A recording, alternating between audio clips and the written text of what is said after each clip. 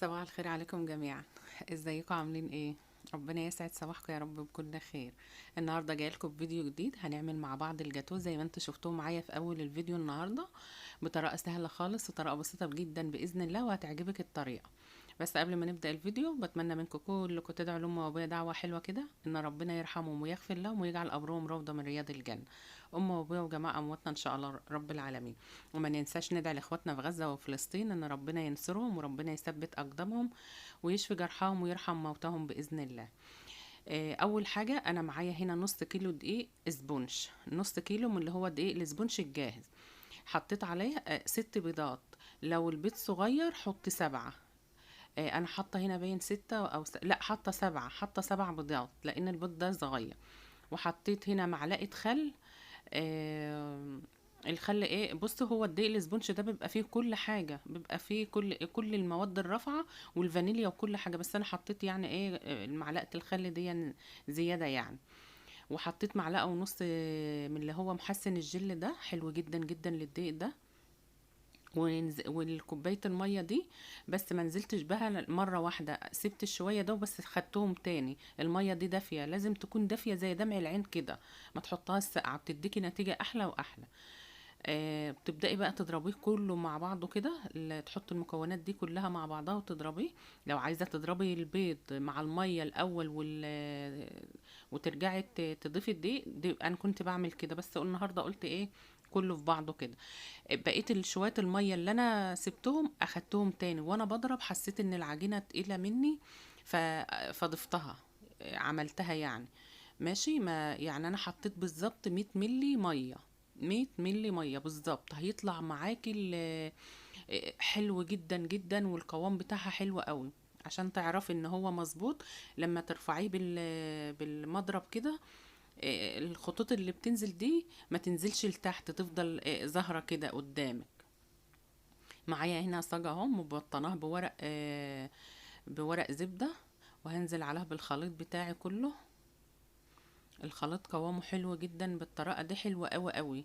والمقادير دي حلوه جدا جدا، لنص كيلو دقيق، يعني 100 مل ميه و6 بيضات او 7 بيضات. لو البيض صغير حط 7، لو كبير حط 6.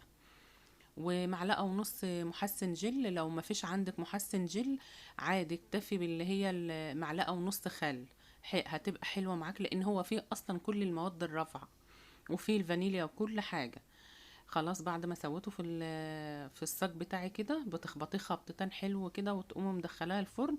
الفرن قبل ما انا اشتغل كنت مولعاه، لازم يدخل على فرن ايه، يكون سخن مش بارد. هنا عم الكيك يستوي، عملت الكريم شانتيه. هو ما فيهوش سكر، انا حطيت حوالي نص كوبايه سكر الاول وضربتهم، وبعدين نزلت بال بالكريم شانتيه. طبعا يا اما تعمليه بلبن يا اما تعمليه بميه، بس لازم الاتنين يكونوا متلجين. هنا الكيك بتاعنا بعد ما طلع ما شاء الله عليه، اخد لون تحفه تحفه بجد والله، كان حلو جدا يا بنات. جربوا الطريقه دي هتعجبك قوي قوي. وعمل معايا على فكره كميه كبيره يعني، كان ما شاء الله حلو جدا. بتختبريه بقى بخله كده، طلعت نظيفه خلاص يبقى هو استوى معاك.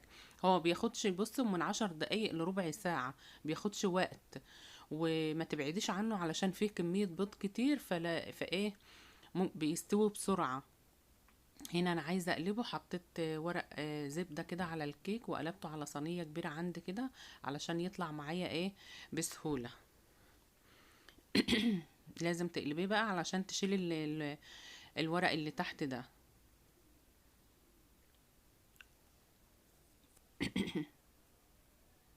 هو ما شاء الله عليه، وواخد لون من فوق ومن تحت، لونه حلو جدا جدا اهو. وبالراحة وانت بتشيليها علشان بتبقى لازقة من الحروف، ممكن تيجي تشيليها تقوم مكسورة منك. فايه يعني بلاش، بالراحة واحدة واحدة كده، واحنا مش مستعجلين ولا حاجة اهو.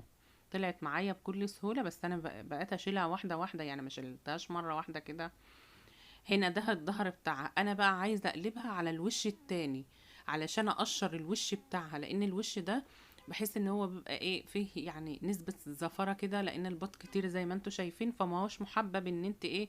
انا قلبتها تاني اهو على الصينية اللي انا كنت عاملاها فيه. هقشر بقى الوش ده كله.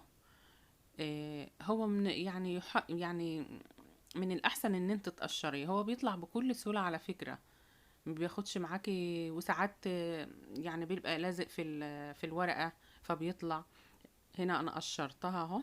الصاج ده كبير، فلما باجي اقسمها بتقوم ايه، مكسورة مني. فانا فكرت ايه، اقسمها على 2، واقسم كل جزء 2 بقى.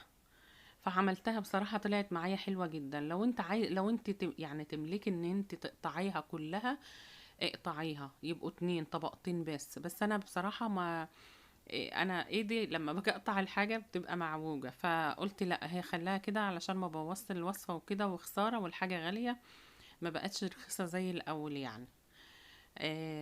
يعني الاول انا كنت بجيب النص كيلو دقيق الاسبونش ده ب8 جنيه، النهارده جايباه ب30 جنيه باين، بيتهيألي ب30 جنيه والله، تهيألي.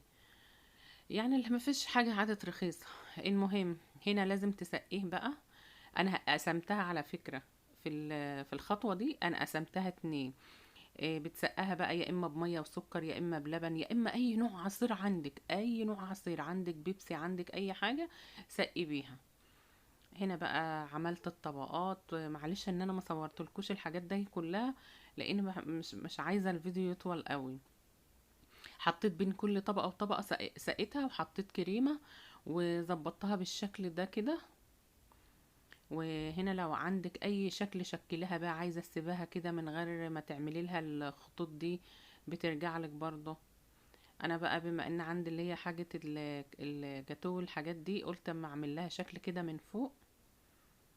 والله بصراحه يا بنات كان طعمه حلو جدا جدا، و... وسهل وبسيط كده، وما اخدش منك وقت. هبدا بقى اظبط الحروف دي اهي.